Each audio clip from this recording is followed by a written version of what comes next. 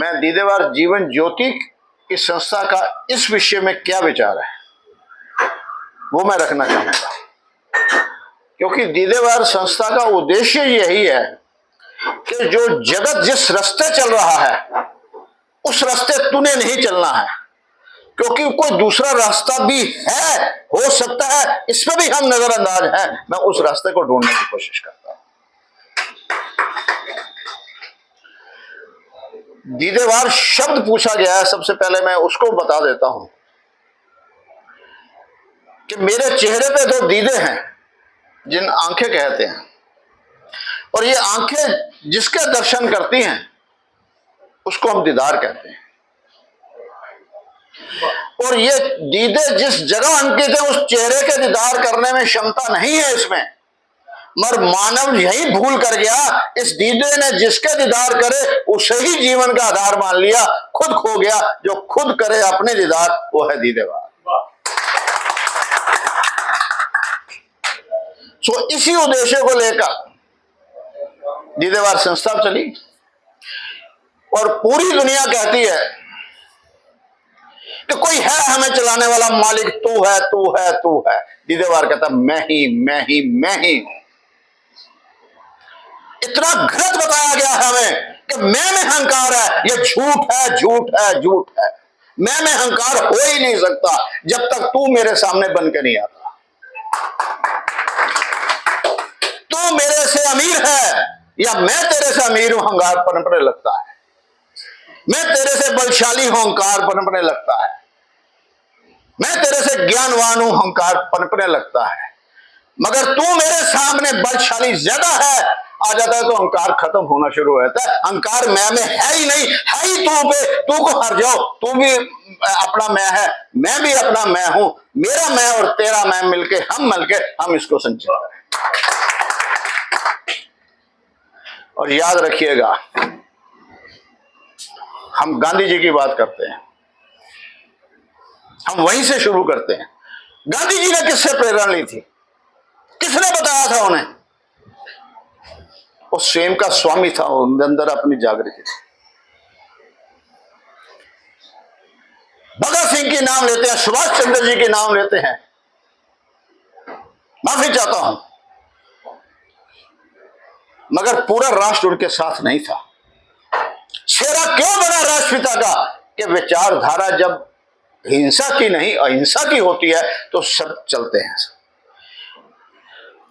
हिंसा अपने लिए नहीं होती है, हिंसा का उपयोग उस हिंसक को रोकने के लिए होती है।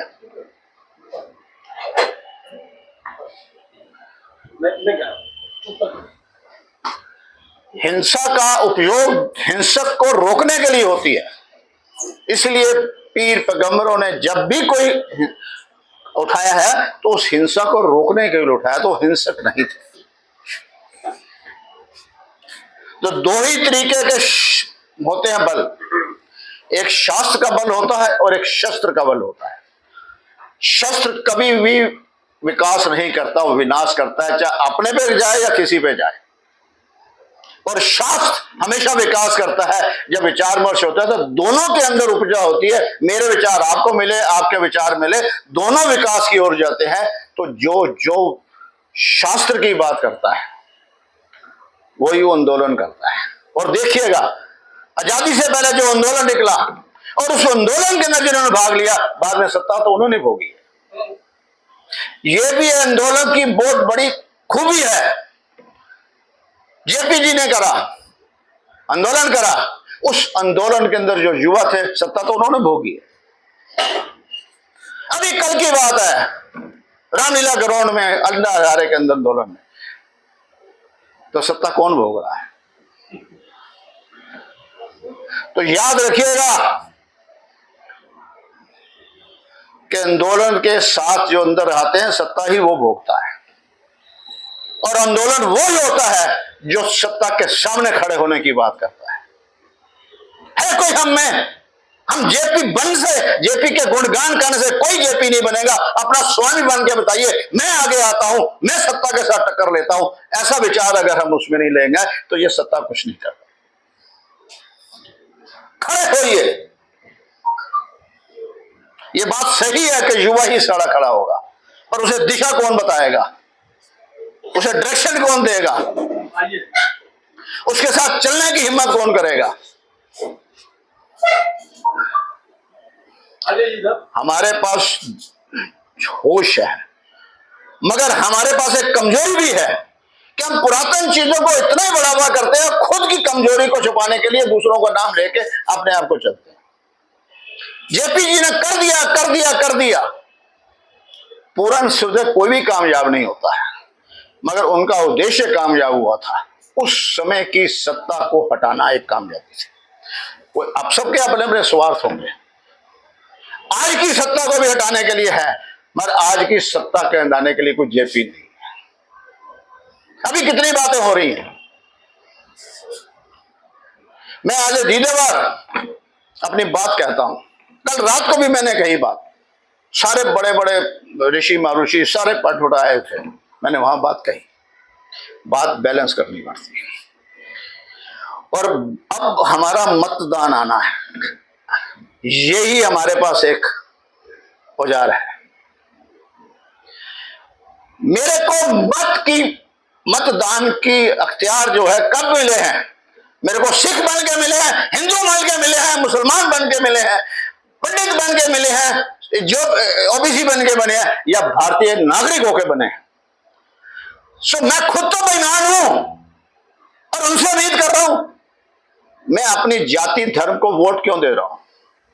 मेरे को भारतीय नागरिकता होते हुए मुझे मत का आधार था, तो मैं भारतीय नागरिक को वोट दूंगा, मैं किसी अपनी जाति और उसको दूंगा तो मैं खुद तो भ्रष्टाचार करूं और उनसे विरोध कर रहा नहीं करा। तो ये हमें युवा को देना है। हम अपनी संस्कृति की, इतना झूठ है हमारी संस्कृति में कि बच्चा झूठ मत बोलना, बड़ों को आदर करना, बड़ों का पांव पड़ना, और जैसे घर में मेड आती है, बच्चे ने पांव पड़ दिए तो उसे मारना शुरू कर देते हैं। हम अपने अंदर दोगले हैं, अपने ताकत अंदर है, अपने अंदर ईमानदारी कीजिएगा। दृढ़ता से अभी ये भाई साहब बोल रहे थे, मैंने तो नहीं रोका, कोई भी आ जाए, ताकत है शास्त्र में, जिसके अंदर शास्त्र की ताकत है वो बिना शस्त्र के चलता है, और जो शस्त्र के चलेगा वो अंदर से कमजोर है। लीडरशिप जिस पार्टी में होगी वही पार्टी जीतेगी। कांग्रेस में लीडरशिप थी, पार्टी जीत गई, वहां लीडरशिप खत्म हो गई, पार्टी हार गई। दोबारा लीडरशिप आई, थोड़ी लीडर्स थे पर वो पूरी तरह नहीं थे, अटल बिहारी जी, फिर वो हार गए। उसके बाद कोई लीडरशिप नहीं आई। आज की लीडरशिप है, इसलिए पार्टी जीत गई। याद रखिएगा, लीडर जब तानाशाह बन जाता है तो नेचुरल मौत नहीं मरता है। इतिहास के अंदर देख लो, जितने भी हुए हैं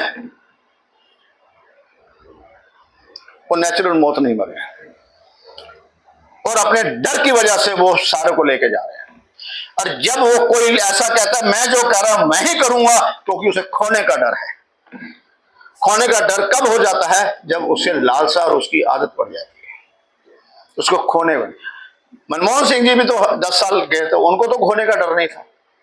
अटल बिहारी जी को नहीं हुआ, नरसिम्हा राव हुए, सबसे बड़े पॉलिटिशियन थे, सारे आए। तुमने हर एक चीज को, मैं ये मेरी जगह ना आए मैं उसको ले आऊं, वो भूल गया हिरारकी कि जब तुम नीचे जाते हो सबसे ऊपर वाला सिर्फ कमजोर हो जाता है, अकेला हो जाता है और उदास हो जाता है।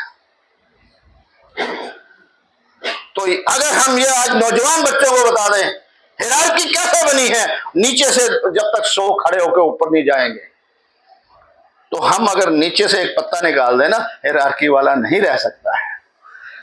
तो हमें अपने पत्तों को कैसे काट रहा है, ये मतदान के लिए हमारे पास है। भूल जाइए जेपी को, मैं जेपी हूं, मैं ही जेपी हूं, मैं बच्चों को मतदान के बताऊंगा। तुम्हारी जिम्मेदारी इस मतदान की है, उसके बाद आप 50 साल मना लेना। पहले 4 तारीख तक हमें कर दो, 25 तारीख को इसका आंदोलन चलाओ कि हर बच्चा भारतीय होके भारतीय को वोट दे, सकता कोई, हम खुद बेईमान है, अपने आप से ईमानदारी करके देखें तो हम कैसे पहुंचे। यह है आंदोलन।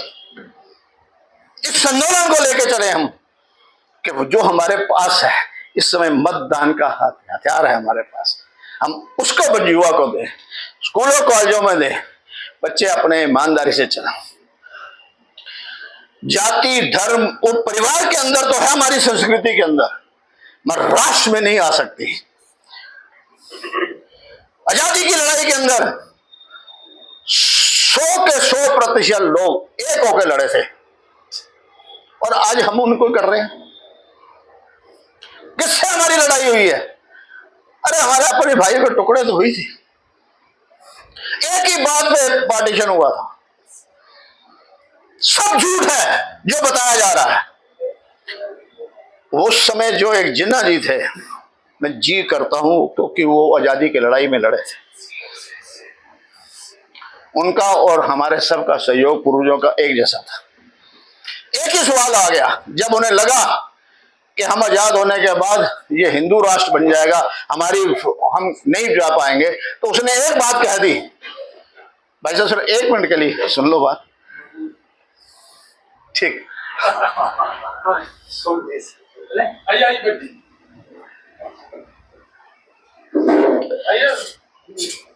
तो आजादी की लड़ाई के अंदर उन्होंने एक ही बात कही थी अंग्रेजों से कि आपने देश किनसे लिया था?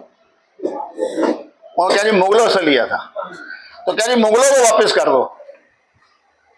कह रहे दिया, एक टुकड़ा छोटा सा उनको दे के उसके बाद आजादी दे दी। और यह कहा गया हमारे यहां से कि जो उस टुकड़े पर जाना चाहता है वो जाए, जो रहना चाहता है रहे। ये भारतीयता थी। तो उस समय तो हम गुलाम ही थे जब वो टुकड़ा अलग हुआ। टुकड़ा अलग होने के बाद हम आजाद हुए। तो दोषारोपण को छोड़कर हम आपस के अंदर विचार विमर्श करें और हम शास्त्र की बात करें, शस्त्र की नहीं करें, क्योंकि वो टुकड़ा तो है ही नहीं। जज्बात एक होते हैं, वो पॉलिटिशियन वहां के भी और हमारे भी अपने पॉलिटिशियन, इसलिए जंग में कोई हारता है कोई जीतता है। सो हमें इसके साथ अपने साथ अगर जेपी के आंदोलन को चलाना है तो उससे पहले सर्वप्रथम हम मतदान के ऊपर ध्यान दें। हम तो सहयोग दे ही रहे हैं और उन्हीं से एक जेपी निकले। ये है मेरा निवेदन है। आप सबका बहुत बहुत धन्यवाद, बहुत बहुत करता हूँ और अपेक्षा रखता हूँ कि हम इस पर फिर से एक बार जरूर से रखेंगे, एक मीटिंग और रखेंगे। और अंतिम में हमारे बीच एक ऐसे व्यक्ति आए हैं जो मोटिवेशनल स्पीकर भी हैं, और उनको पहले आना था, पता नहीं क्यों